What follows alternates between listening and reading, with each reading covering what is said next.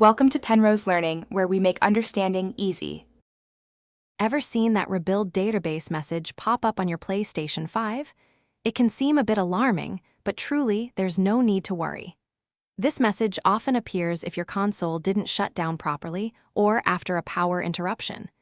It is simply a standard maintenance step designed to help your system run more smoothly, even in the year 2025.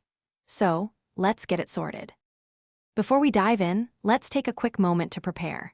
First, make sure your PlayStation 5 is fully powered down, not just in rest mode.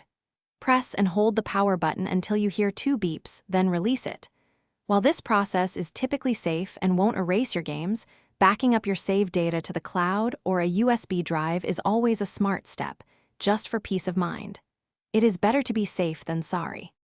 Now, let's get your PlayStation 5 into safe mode. First, ensure your console is off. Connect your DualSense controller directly to the console using a USB-C cable.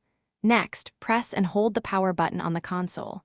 You will hear 1 beep immediately, then a second beep after about 7 seconds. Release the button, and your PlayStation 5 will be in safe mode. From the menu, simply select option number 5, Rebuild Database. Once you select Rebuild Database, your PlayStation 5 will start scanning its drive. It essentially reorganizes all your data, much like tidying a messy bookshelf, making everything easier to find and access.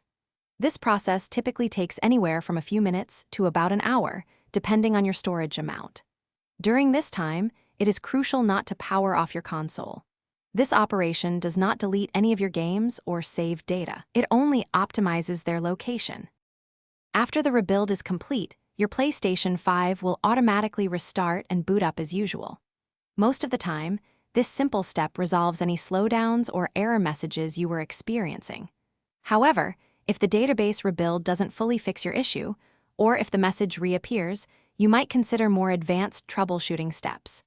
This could include restoring default settings or reinstalling system software.